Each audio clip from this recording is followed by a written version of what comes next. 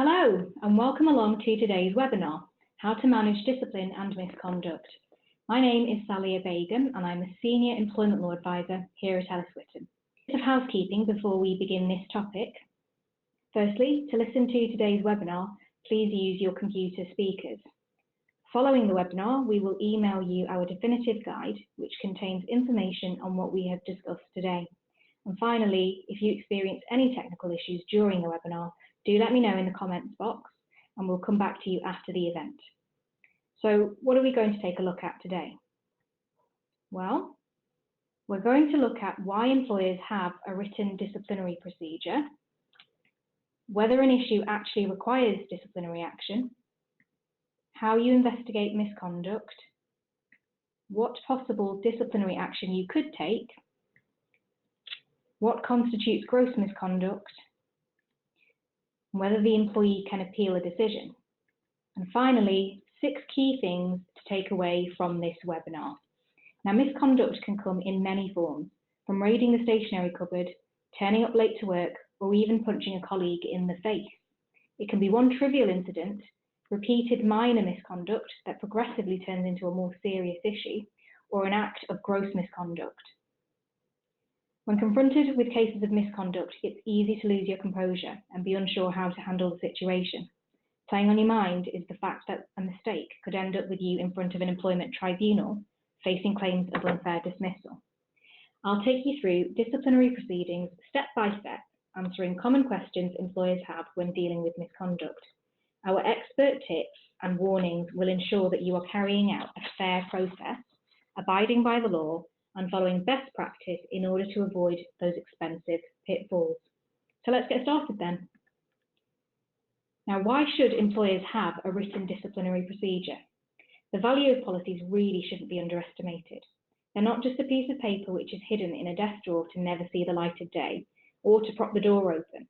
The rules are in place for a reason, and they should be followed and enforced correctly and fairly by all managers.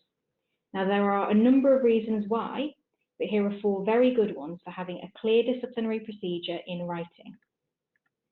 Firstly, the ACAS Code of Practice on Disciplinary and Grievance Procedures sets down the principles for handling misconduct issues in the workplace, and it clearly states that employers should have written disciplinary procedures.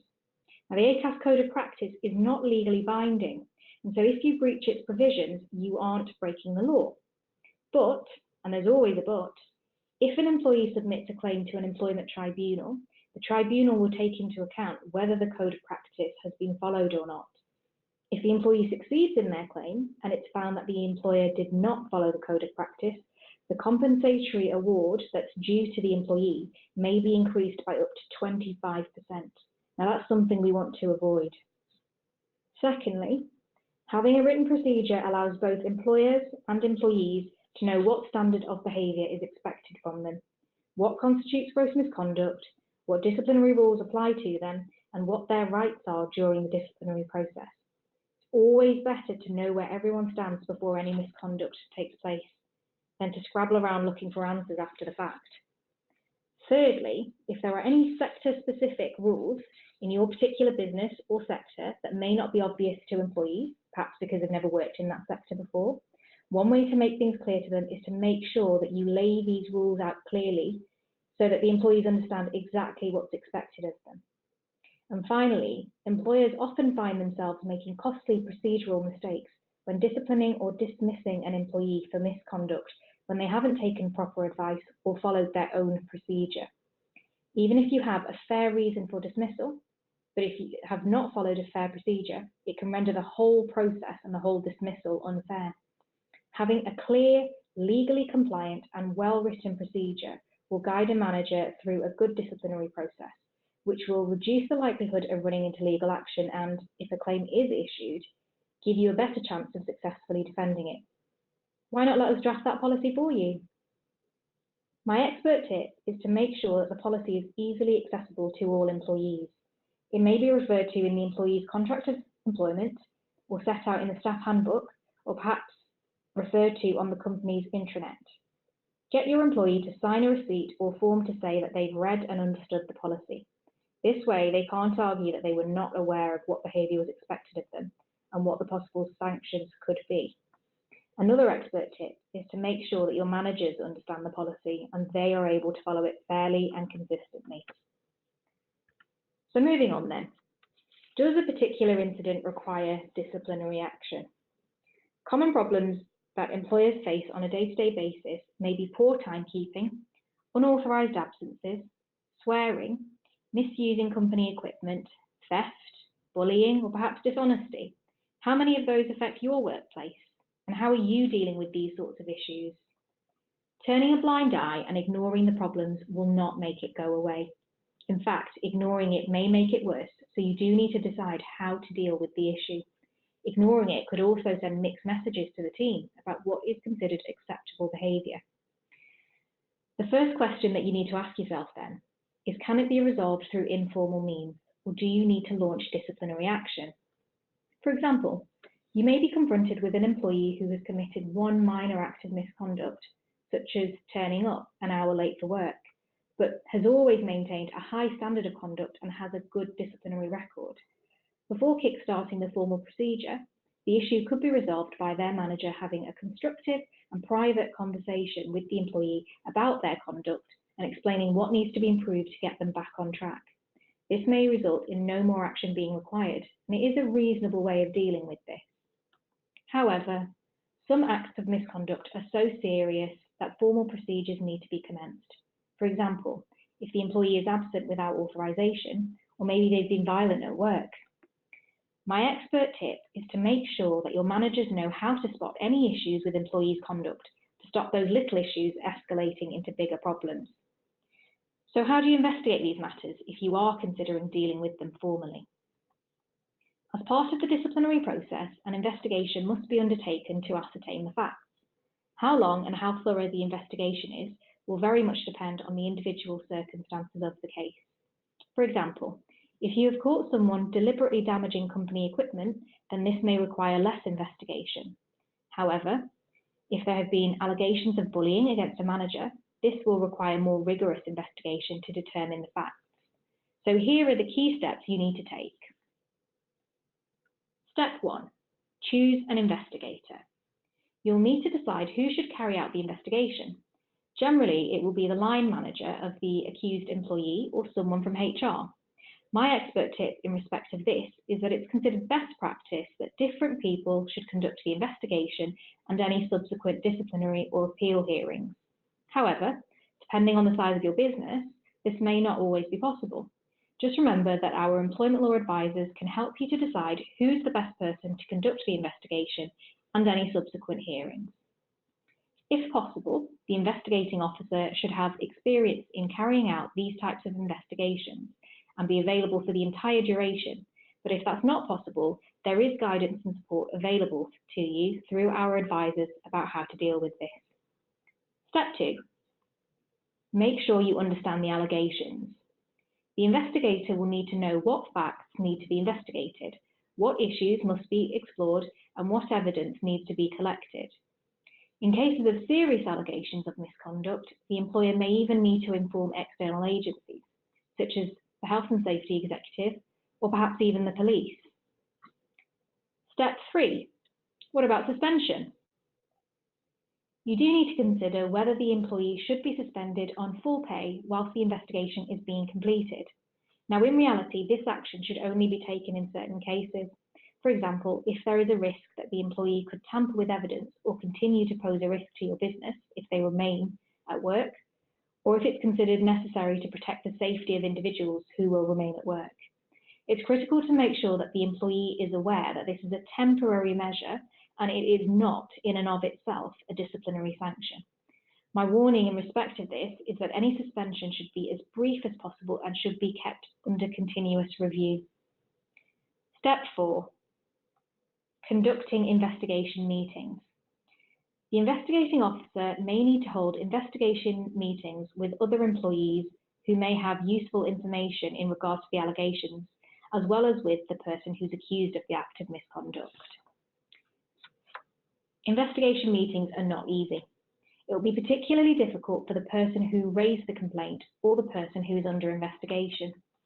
Some witnesses to the alleged misconduct may be reluctant to speak as they fear some form of backlash, and therefore investigating officers must be skilled in putting people at ease and extracting all the necessary information. The investigating officer should ask questions that challenge the credibility of the information being given, but they shouldn't frighten the interviewee or put them off answering more questions. They should listen attentively and look out for anything that the person is not being open about.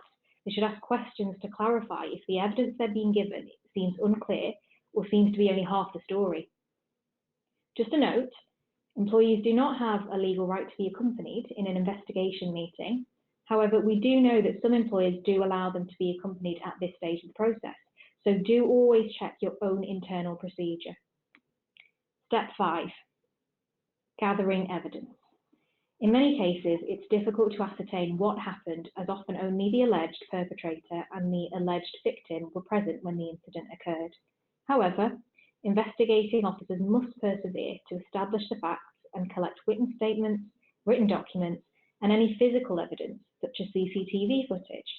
My expert tip here is that whilst it's not an absolute requirement to get signed statements from the investigation meetings or minutes of the meetings, it is certainly useful.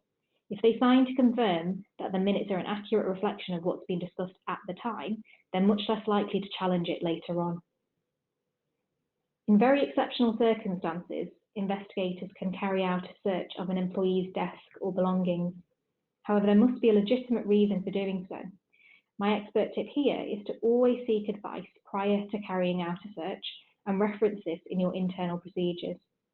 It's important that the investigation considers evidence which both supports and challenges the allegations. Each piece of evidence must be analysed, exploring what it shows, whether there are any doubts about its reliability, how it fits in with other evidence, and if further evidence is required. And finally, step 6, consider writing a report. An investigating officer might need to draft a report of their findings, but it's not always necessary. The investigating officer should suggest what the next steps should be, for example, taking formal disciplinary action, providing mediation or counselling, or perhaps no further action is needed. Once the investigation is complete, our employment law advisors can advise whether disciplinary action should follow, and it will be the investigator who will then finally decide whether they feel it is necessary. So do take advice. Our ebook goes into detail about how to invite an employee into the disciplinary meeting and how to go about holding one. So do check this out. So once you've held the disciplinary meeting, what possible disciplinary action could you take? The first is to take no further action. Well, it does what it says on the tin. Just make sure that you notify the employee of this outcome rather than leaving the process open-ended. If the evidence shows that an act of misconduct has been committed by the employee, you may want to issue a written warning, which will be placed in their personnel file.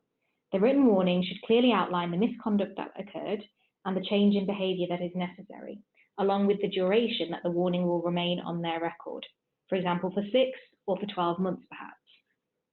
You should also make it clear what the consequences of further acts of misconduct are. If they do commit another act of misconduct, or perhaps if the first act of misconduct is serious enough, you may find it appropriate to provide a final written warning. Again, you should tell the employee how long the warning is active for and what the potential consequences could be if there are more incidents of misconduct. At the end of the day, we don't want this issue to keep coming up. You may also be considering dismissal. In misconduct cases, there are 2 types of dismissal. First, dismissal with notice, and secondly, summary dismissal, i.e. without notice. If you've given an employee previous warnings, you may decide that the most suitable response to the most recent misconduct is dismissal. You will need to notify the employee of your decision as soon as possible, explaining the reasons, the day their employment will end, and their right to appeal the decision. They will be entitled to notice. Generally, employers shouldn't dismiss an employee for one single act of misconduct unless it's regarded as an act of gross misconduct. In this case, they can be dismissed without warnings, notice, or payment in lieu of notice. But bear in mind that's just for cases of gross misconduct. Some key points for you to consider then. For the dismissal to be considered fair, the employer has to genuinely believe that the employee had committed the misconduct, that they had reasonable grounds for believing this, that when reaching that conclusion, they carried out a reasonable investigation, and finally, that the decision to dismiss falls within what's referred to as the band of reasonable responses. Now, that seems like quite a detailed list, and the tribunal would certainly be very interested to know what your responses are on each of these elements. Just remember, you only need to have a reasonable belief that the misconduct took place. It does not need to be proven beyond all reasonable doubts, as you might expect in a criminal court, perhaps. An employment tribunal will consider all the circumstances of the case, including the employer's size and resources. They'll look to see whether the employer's response to the misconduct fell within the band of reasonable responses. This means that if, in the tribunal's view, no reasonable employer in the circumstances would have dismissed the employee, then the dismissal will be considered unfair. A little word of warning here. Employees with at least 2 years of service with you can submit a claim to an employment tribunal for unfair dismissal. So just bear this in mind and make sure to check the length of service of any employee who is subject to disciplinary action. The employment tribunal will also look to see if the employers have followed the ACAS Code of Practice. Now, as I've said, you do not need to follow it down to the letter, but do bear in mind the impact on compensation that I mentioned earlier.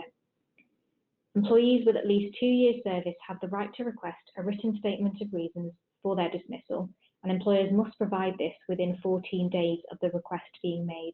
But I must say, it's good practice to provide a written outcome in any event.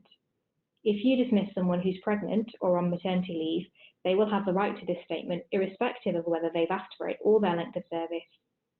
My expert tip, especially if you don't provide them with a written outcome, is to keep a record of the factors that were taken into account and the reasons for the dismissal, in case your employee challenges your decision later on. There are other types of action.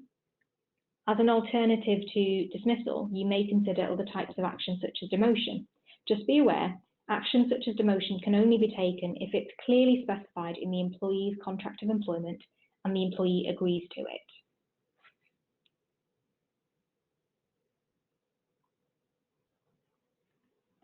So, a key question is what constitutes gross misconduct? There are some acts which are so serious that they would call for dismissal without notice or pay in lieu of notice for a first offence. They must be acts that destroy the relationship of trust and confidence between the employer and employee, making the working relationship impossible to continue. These acts are known as gross misconduct, and a very common example is theft. A word of warning though, simply because it is gross misconduct does not mean that it allows you to dismiss on the spot or to avoid any formal process. Even if you catch the employee in the act, you still need to go through a reasonable process. In your disciplinary procedure, you should give employees clear examples of acts which will be considered gross misconduct. This makes sure that employees know what to expect. Examples include theft, fraud or falsification of documents, violence or aggressive behaviour, bullying, discrimination or harassment, serious negligence which results in loss, damage or injury, serious incapability due to alcohol or drugs, unauthorised absence, serious breach of health and safety rules, and perhaps serious insubordination. Whilst employers should include examples, it doesn't have to be an exhaustive list. My expert tip is to tailor what constitutes gross misconduct to your business. Our employment law advisors understand the issues that affect your business and can help you to draft bespoke policies to suit your business needs. So, you've made your decision and communicated it to the employee. What now? Can the employee appeal? If an employee thinks that the decision you've made is unfair or unreasonable, they may wish to appeal. They should tell you exact reasons for the appeal. In your disciplinary rules, you may specify a deadline for appeal, for example, that it must be submitted within 5 working days. They should be reminded that they can be accompanied by a colleague or a trade union representative at the appeal hearing. The person responsible for the appeal should be someone who's not been involved in the investigation or the disciplinary hearing. In the meeting, you should pay close attention to any new evidence and listen to the employee's arguments. You should inform them of the decision in writing, and this decision will be final. This all forms part of your fair process. So what have we covered today? Here are 6 things to take away with you. Firstly, if you end up defending a claim in an employment tribunal, the tribunal will look to see if the ACAS Code of Practice has been followed. It's not legally binding, as I say, but if the employee succeeds in their claim and it is found that the employer did not follow the Code of Practice, the compensatory award may be increased by up to 25%. Also, not following the code could actually be used as evidence to show that the dismissal itself was unfair. So that's certainly something we want to avoid. Before taking disciplinary action, employers need to conduct the necessary investigation to ascertain the facts of the case. What is necessary and who is best to carry it out will depend on the case. It's considered best practice that different people should conduct the investigation and any subsequent disciplinary or appeal hearings. If this is not possible, do speak to your advisor to consider what other options may be available to you. In cases of gross misconduct, an employee may be dismissed without warning, notice, or payment in lieu of notice. But it is particularly important that a fair procedure is followed in these cases, as they're all the more likely to be scrutinised. So don't forget to follow one. Employees have the right to be accompanied to all meetings that may result in disciplinary sanctions, whether that be a first written warning, a final warning, or even up to dismissal. Usually that can be a colleague or a trade union representative. And finally, employees have the right to appeal any formal disciplinary decisions. Do make sure that you allow for this in your process so as not to come unstuck right at this final stage of it. A good proportion of tribunal claims that occur are unfair dismissal claims. And in a general unfair dismissal claim, the losses can be significant. So do remember to take advice. Now, there's still so much more to talk about when it comes to disciplinary procedures and issues. And so if you'd like to have a detailed overview of what we have discussed today, or want to find out more about what you should include in your disciplinary policy, what steps should be taken by an employer when dealing with a disciplinary meeting, and what happens if an employee raises a grievance in the midst of the process, then please do download our definitive guide. The details of how to do this will be contained within our follow-up email. So that brings us to the end of our webinar today. Thank you so much for joining me. I've really enjoyed having you on board. If you have any questions, then do pop them in the questions section and we'll come back to you with the answer. At Ellis Whitton, our employment law advisors and health and safety consultants are on hand to help you understand your legal obligations and make the whole process much easier and smoother. And so if you have any questions about today or our services generally, please do get in touch. Our contact details are right there for you, and they will be in our follow-up email after this webinar. I hope you have a great rest of your day.